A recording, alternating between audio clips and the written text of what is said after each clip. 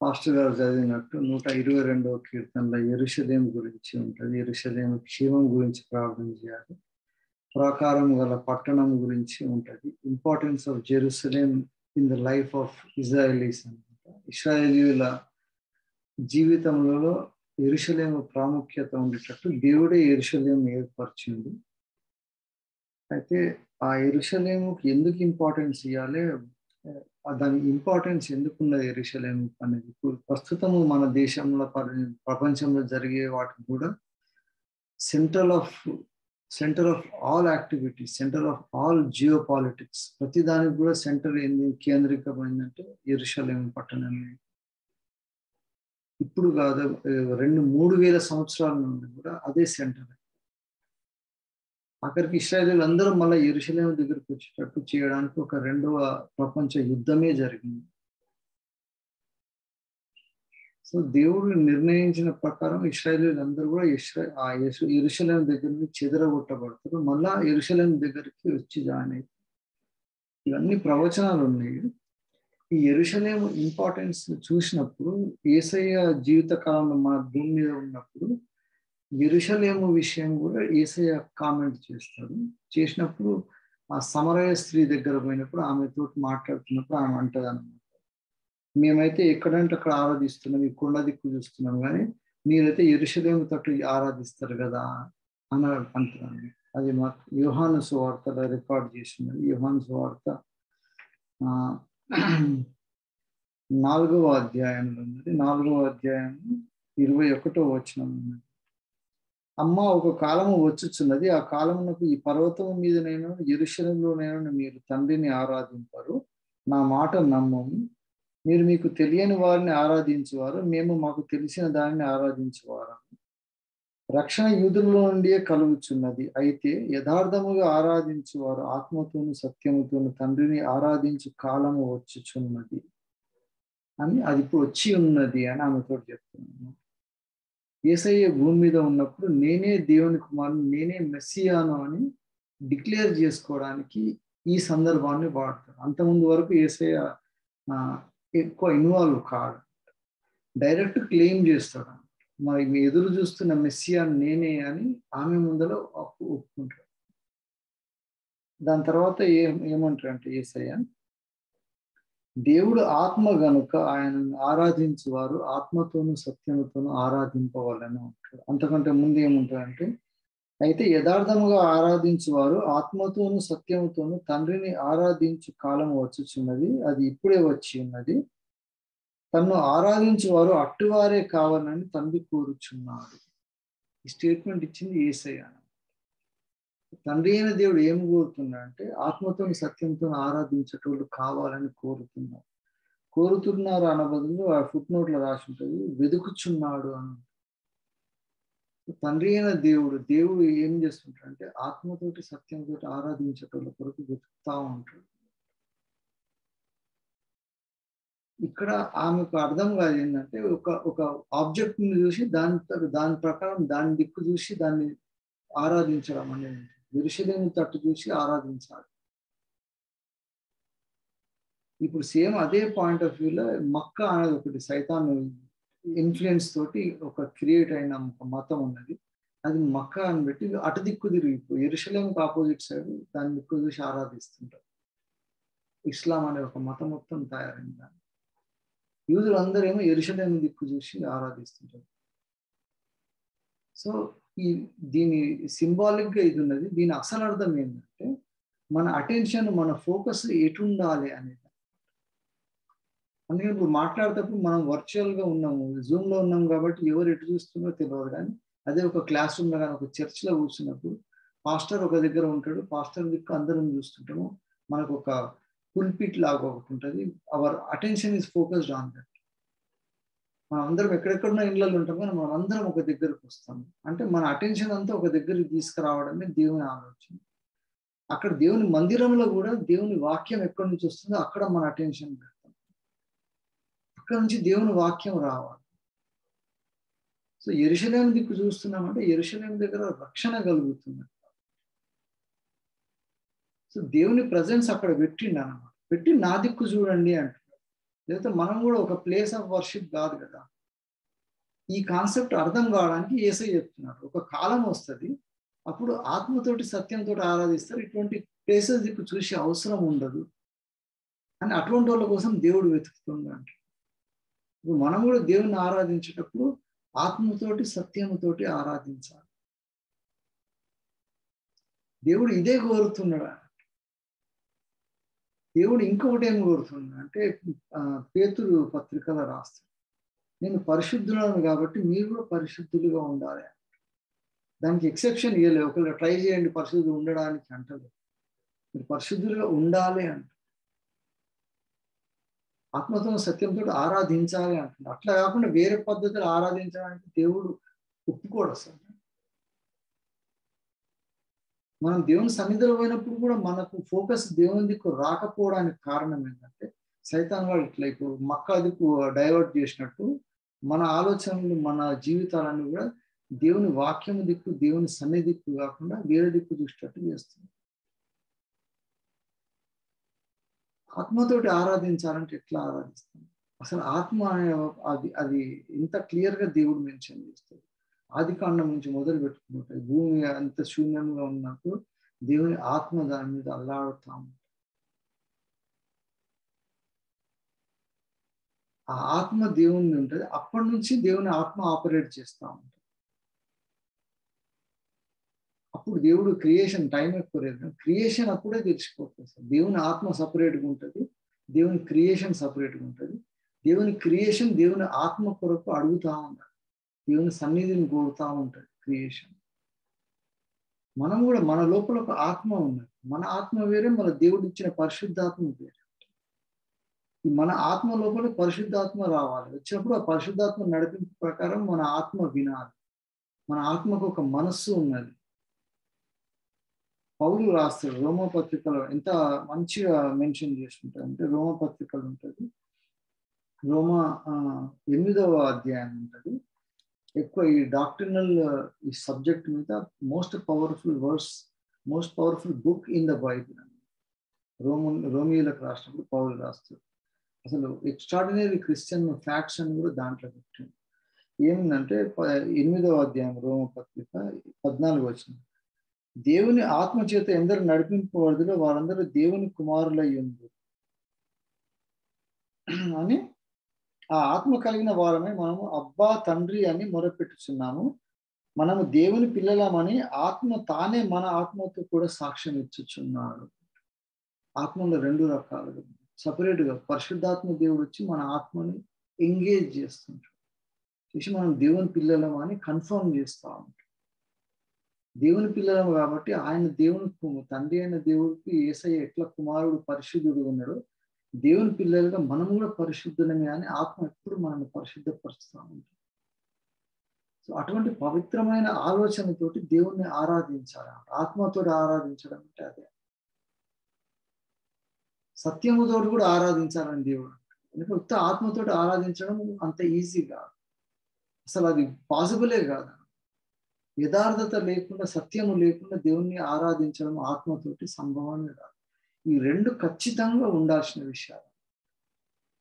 ఆత్మతోను సత్యంతో ఆరాధించకపోతే దేవునికి మనం ప్రాపర్గా ఆరాధించడం కష్టం. ఆత్మతో ఆరాధించడం అంటే అది యథార్థత లేని ఆత్మ. ఎంతో మంది వేరే మతాలలో కూడా చేస్తుంటారు, పూనకం వచ్చినట్టు ఊగుతూ ఉంటారు.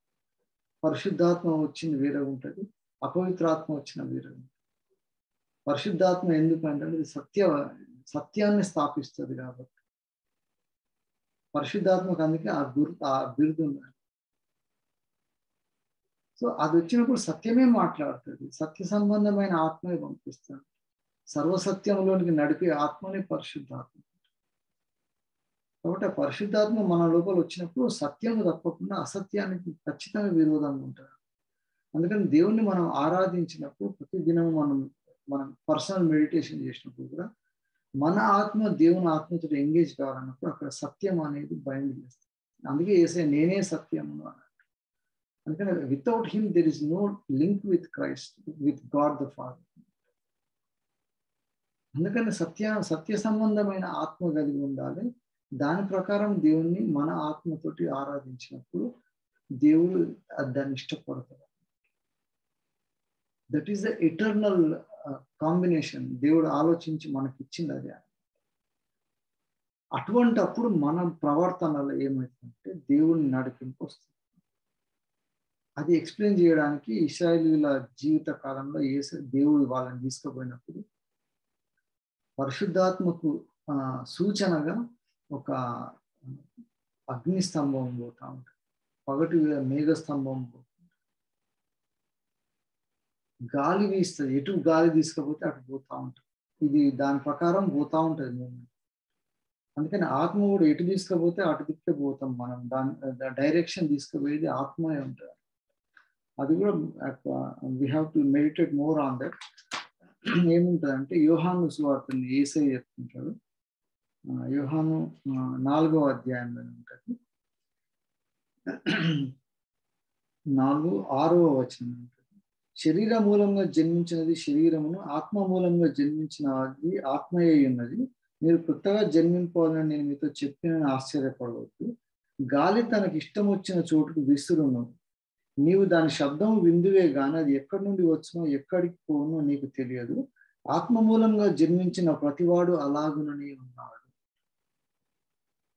నీకోదేమో మళ్ళీ తిరిగి జన్మించాలన్నప్పుడు నీకోదేమో అడుగుతున్నప్పుడు చెప్తున్నాడు. ఆత్మ ద్వారా జన్మించినప్పుడు మనం ఎట్లుంటుంది అంటే గాలి లాగా ఉంటుంది, అది ఎటు తీసుకుపోతే అటు పోతా ఉంటుంది. మీరు కూడా ఆ విధంగానే ఉన్నారు అని యేసయ్య అంటారు. సో నికోదేముకు చెప్పినప్పుడు, ఆ సమరయ స్త్రీకి చెప్పినప్పుడు దేవుడు 2 ముఖ్యమైన సత్యాలు యేసయ్య డైరెక్ట్ గా మనకు రివీల్ చేస్తారు. ఆత్మ గాలిలాగా ఎటుపోతే మనకు తెలియదు. అది పోయి అది వచ్చి దాని ఫీల్ తెలుస్తుంది తప్ప you cannot see where it is going. ఎక్కడి నుంచి వచ్చింది ఎక్కడ పోతుందో తెలియదు కదా. మీరు అట్లనే ఉన్నారు. సో మనం కూడా ఇప్పుడు మనం జీవిత కాలంలో మనం చేసే ప్రతి పనిలో కూడా దేవుని నడిపింపు ఎట్లా వస్తుంది అంటే ఇశ్రాయేలీయులకు మనకి అదే గుర్తు అన్నమాట. వాళ్ళని కూడా మేఘస్తంభం అగ్నిస్తంభం అడవుల అరణ్యంలో తీసుకోబోతా ఉంటారు. ఏ రోజు ఎటు పోవాలని మోషకు కూడా తెలియదు. ఎటు తీసుకుపోవాలి ఆ డైరెక్షన్ లో పోతేనే కరెక్ట్. అక్కడ తెలిసి ఉంటే మోషే తప్పకుండా సముద్రం దిక్కు పోకపోతుంది అసలు.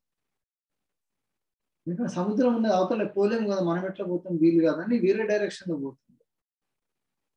కానీ ఆత్మ నడిపింపుతో పోయిన వాడు సడన్ గా ఆడిపోయే వరకు ముందర సముద్రం ఉన్నది, వెనుక నుండి ఫరో వాళ్ళ సైన్యం వస్తుంది. కానీ ఆత్మ నడిపింపు వలన పోయినప్పుడు ఇది కాని పని అన్నప్పుడు దేవుడు అక్కడ ఆత్మ కార్యం చేస్తాడు. అందుకని మళ్ళీ బలమైన తూర్పు గాలి వచ్చి మళ్ళీ అది కూడా గాలితోటి సంబంధం వచ్చి సముద్రాన్ని విడదీస్తుంది, వీళ్ళు నడిచేది. సో మన శత్రువులు మన మీదకి రాకుండా మళ్ళీ అదే ఉన్న అగ్ని స్తంభం మళ్ళీ వెనుకకు వచ్చి వాళ్ళని ఐగుప్తీయులు ఇశ్రాయేలు దగ్గర రాకుండా అది మళ్ళీ అడ్డము బ్యారియర్ లాగా ఉంటుంది, వెనక దిక్కు వెళ్ళిపోతుంది. అంతవరకు లీడ్ చేసుకుంటూ వస్తుంది. తర్వాత సముద్రం పాయలు చేసినాక దారి కనిపిస్తుంటది. అప్పుడు అగ్ని స్తంభము మేఘం పోయి వాళ్ళ వెనుక నిలబడుతుంది. ఐగుప్తీయులు ముందుకు రాలేకుండా ఆపేస్తారు. ఆఖరి ఇశ్రాయేలు దాటిపోయిన దాకా ఉన్నాక అప్పుడు ఆ మేఘం జరిగిపోతే అప్పుడు మళ్ళీ వాళ్ళ సముద్రంలోకి వచ్చి నాశనం అయిపోతుంది. దేవుని ఆత్మ నడిపించుకున్నప్పుడు మన జీవితాలలో కూడా ఇది కరెక్ట్గా చేస్తామా లేదా, ఎట్లా పోతున్నాము, మనం యాంగ్జైటీ అనేది ఉంటుంది కదా. దేవుని ఆత్మతోటి సత్యంతోటి ఆరాధించడం వల్ల దేవుని నడిపింపు ఎంత పర్ఫెక్ట్ ఉంటుందంటే ఏమవుతుందో, మనం కరెక్ట్ పోతున్నామా లేదా, అది ఇంత ఉన్నది, ఇంత మందిని చూసి భయపడతాము, అసలు ఏమవుతుంది. ఇప్పుడు మన దేశంలో రాజకీయాలు చూసినాం, ప్రపంచంలో చూసినాం, ఏవి ఎంత ఉన్నా కూడా దేవుని ఆత్మ నడిపింపుతో ఉన్నవాడు కదలకుండా ఉంటాడు. అందుకనే అదే 122వ కీర్తన ఆపోజిట్ గా ఉంటుంది. సియోను కదలక సియోను కొండ వలె ఉంది అని 122వ కీర్తనలో మొత్తం యెరూషలేము గురించి రాసింది కదా. దాని తర్వాత ఆపోజిట్ సైడ్ 125 దాంట్లో ఉంటుంది. యెహోవా యందు నమ్మిక ఉంచువారు కదలక నిత్యము నిలుచు సియోను కొండ వలె ఉంది. యెరూషలేము చుట్టూ పర్వతములు ఉన్నట్టు యెహోవా ఇది మొదలుకొని నిత్యము తన ప్రజల చుట్టూ ఉండును. దట్ ఈస్ ద ప్రొటెక్షన్ అన్నమాట. యెరూషలేము కూడా దేవుడు ఆ విధంగా కాపులేస్తుంది. సో మనం ఇప్పుడు దేవుణ్ణి ఆరాధించేటప్పుడు సత్యము లేకుండా ఆరాధిస్తే కూడా మనం దేవుని ఆరాధనలో డెఫిసిట్ అవుతుంది. అందుకని దావీదు కూడా ఒక భయంకరమైన పాపం చేసినప్పుడు ఆయన సరి చేసుకున్నప్పుడు అంటాడు, నువ్వు అంతరంగంలో సత్యమును కోరుచున్నావు. యథార్థ హృదయులు దేవునికి ఇష్టమే. వేషధారుల గురించి యేసయ్య మాట్లాడిన కూడా యథార్థ హృదయాలకు వేషధారులకు డిఫరెన్స్ ఏంటంటే, యథార్థ హృదయాలు దేవుని వాక్య ప్రకారం ఏది ఉన్నదో ఉన్నట్టు మాట్లాడతారు, సత్యమే మాట్లాడతారు. వేషధారులైన శాస్త్రులను పరిచయం చేసే చెప్పినప్పుడు ఎందుకంటారంటే సత్యానికి వాళ్ళు దూరం అయిపోతా ఉంటారు. ప్రొసీజర్స్ ఫాలో అవుతూ ఉంటారు కానీ వాళ్ళు సత్యాన్ని ఫాలో కాదు. మన జీవిత కాలంలో కూడా మనం ఏం ఫాలో అవుతున్నామో, దేవుని ఆత్మ నడిపింపుకు మనం ఎంత లోబడి ఉన్నామని చూసుకోవాలి. అట్లా ఆత్మకు లోబడిన కొద్ది మందితోటి దేవుడు గొప్ప కార్యాలు చేసింది. ఆ ఆత్మ కార్యాలు మన జీవితాలలో కూడా దేవుని నుండి తెలుసుకోవాలన్నప్పుడు మన ఆత్మను పరిశుద్ధాత్మతోటి ఎంగేజ్ చేసుకోవాలి. రోమపత్రికల పౌలు అదే విషయం మాట్లాడుతుంది. అందుకని శరీరానుసారులు శరీరంతో ఒకరు, ఆత్మతో నడిపింపబడిన వాళ్ళు ఆత్మ విషయమై శరీరాన్ని చంపేస్తున్నారు. అందుకని శరీర ఇచ్ఛలతోటి మనం ఏమి నడపలేము, ఆత్మతోటి మనం శరీరాన్ని డామినేట్ చేయగలుగుతాం. ఇక మీద పాపం మన మీద ప్రభుత్వం చేయదు, ఎందుకంటే మనం ఆత్మ ద్వారా నడిపింపబడుతున్నాం. ఇంత పర్ఫెక్ట్ డైరెక్షన్స్ బైబిల్లో ఉన్నాయి. అందుకనే మనము కూడా ఆయన పవిత్రుడైనట్టు మనం కూడా ఉండగలగడానికి ప్రధాన కారణం ఏంటంటే మన ఆరాధన ఖచ్చితంగా ఆత్మతోటి సత్యంతోటి. ఆ సత్యం లేనప్పుడు ఆ ఆత్మ కూడా మన దగ్గర ఉండదు. ఆత్మ నడిపించే మన డైరెక్షన్ మనం వేరే. అందుకని ఎంతో మంది నామకాల క్రైస్తవులు మన సహోదరులందరూ కూడా వీళ్ళు తప్పు చేస్తున్న డైరెక్షన్ ఎందుకు రానుందంటే వాళ్ళ లోపల ఆత్మ ఉంది కానీ వాళ్ళని నడిపించే ఆత్మను వాళ్ళు ఫాలో అవుతారు. సత్యము లేదు వాళ్ళలో, అందుకని అబద్ధాలు బయటకు వస్తూ ఉంటాయి, అసత్యం మాట్లాడడం ఇవన్నీ ఎందుకు వస్తాయంటే ఆత్మ సత్యం రెండు కలిసి ఉన్నప్పుడు దేవుని డైరెక్షన్ ప్రాపర్ ఉంది. అటువంటిదే కరెక్ట్ మనం విక్టోరియస్ లైఫ్ ఎట్లా లీడ్ చేస్తామంటే రేపు దేవుడు మనల్ని మెచ్చుకుని అరే వీడు కరెక్టే ఉన్నాడు. కొంతమంది సింహాలకు బలి అయిపోయింది, కొంతమంది అగ్నిలకు ఆహితాయి, కొంతమంది దేవుని గొప్ప కార్యాలు చేయగలిగింది, అగ్ని వాళ్ళ మీద పని చేయకుండా కూడా దేవుడు గొప్ప కార్యాలు చేస్తుంది. సో మనం కూడా దేవుని కొరకు చేసినప్పుడు మనకు ఆ ధైర్యము ఆ సాహసం ఉంటే దేవుని కొరకు మనం గొప్ప కార్యాలు చేస్తాము. లేకుంటే దేవుని కొరకు ధైర్యంగా మనము హతసాక్షులు కావడానికి కూడా భయపడకుండా ఉండగలం. ఈ ధైర్యం రావాలన్నా ఈ దేవుని పట్ల భయము రావాలన్నా ఈ రెండు రావాలంటే ఆత్మను సత్యాన్ని రెండింటిని మనం దాన్ని ఆ బేసిస్ తోటి దేవుని సన్నిధికి రావాలి. అప్పుడు మనకు ఇచ్చిన క్లియర్ డైరెక్షన్ తోటి మనం దేవుని పనులు చేసుకుంటాం. దేవుని చిత్తము కూడా అదే అని. దేవుని చిత్తం ఏంటంటే ఆయన ఆలోచన విధానం ప్రకారం ఈ భూమి మీద ఆయన తీసుకుపోయే డైరెక్షన్లో మనం పోవాలి. మన సొంత తెలివితో పోతే డెఫినెట్గా ఫెయిల్. అందుకని మళ్ళొకసారి సెకండ్ వరల్డ్ వార్ గురించి, సెకండ్ వరల్డ్ వార్లో మోస్ట్ పవర్ఫుల్ ఎవరు ఉన్నారంటే హిట్లర్ ఉంటాడు. కానీ వాడు నాశనం అయిపోయి వాడు సూసైడ్ చేసుకుంటాడు. ఇక్కడ యూదా ఇస్కరియోతు ఏ విధంగా వాడు సొంతంగా చనిపోయాడో ప్రపంచాన్ని ఏలుదాం అనుకున్నాడు వచ్చి వాడు కూడా ఆఖరికి సూసైడ్ చేసుకుంటాడు. Nobody can be powerful without the spirit of God. దేవుని ఆత్మ ప్రకారం మనం చేయడమే దేవుని చిత్తం. సో మన జీవితాలలో కూడా ఏమేమో చేద్దాం అనుకుంటాము, ఎన్నో విషయాల పట్ల మనకు ఫోకస్ ఉంటుంది, కానీ అవన్నిటికంటే ముఖ్యం ఏంటంటే మనం దేవుని సన్నిధికి వచ్చి ఆరాధించడానికి మనకు అవకాశం దేవుడు ఇస్తున్నాడు. ఇటువంటి అవకాశం లేకుంటే కూడా మనం ఆత్మతోటి సత్యంతో ఆరాధించడానికి దేవుడు మన లోపల పరిశుద్ధాత్మ ఇస్తున్నాడు. కాబట్టి ఈ రెండు కాంపోనెంట్స్ తోటి మనం దేవుణ్ణి ఆరాధించినప్పుడు మనకు జీవితాలలో కూడా ప్రాపర్ డైరెక్షన్స్, మన కుటుంబాలలో పర్సనల్గా కూడా మన బిజినెస్లలో మన పనులలో ప్రతి దగ్గర కూడా దేవుడు ఎవ్రీడే లీడ్ చేస్తూ ఉంటాడు. అటువంటి వాళ్ళ కొరకు దేవుడు వెతుకుతున్నాడు. అది ఎవరో చెప్పలేదు, యేసయ్య చెప్తుంది. తండ్రి అయిన దేవుడు ఆత్మతో సత్యంతో ఆరాధించడం ఎక్కడ ఉన్నాడా అని వెతుకుతా ఉంటాడు. So let us be available to God with true spirit and true truthfulness. ఆత్మతోటి సత్యంతో మనం దేవుని సన్నిధికి వచ్చినప్పుడు ఆయనకు మనం అవైలబుల్ అయినప్పుడు దేవుడు మనల్ని వాడుకుంటాడు. అప్పుడు అంటారు నా చేతి పనులా ఉన్నది కానీ we will be the extension of God's ideas. దేవుని ఆలోచన దేవుని చిత్తము పరలోకమందు నెరవేర్చినట్టు భూమి మీద నెరవేరాలంటే మనము దేవుని ఆత్మకు సరెండర్ అయినప్పుడు దేవుని కార్యాలు మన ద్వారా జరుగుతూ ఉంటాయి. అప్పుడు ఒక చిన్న పిల్లగాడు వచ్చినప్పుడు 5,000 మందికి ఎంత గొప్ప కార్యాలు చేసినట్టు మనం చేసే చిన్న చిన్న ప్రార్థనలు, మనం దేవుని సన్నిధి ఇచ్చే చిన్న అర్పణలు, ఇవన్నిటి కూడా దేవుడు మ్యానిఫోల్డ్ బ్లెస్సింగ్స్ వస్తాయి. కాబట్టి ఈ ఆలోచనతో మనం దేవుని ప్రతిసారి కూడా every time when we pray, when we go to church and in our work place, ఆత్మ సత్యం రెండింటిని వదిలిపెట్టకూడదు. అప్పుడు దేవుని మహిమ చూడగలరు. దేవుడు ఇచ్చిన కొన్ని ఆలోచనలు బట్టి దేవునికి వందనాలు చేస్తున్నాను. Thank you pastor.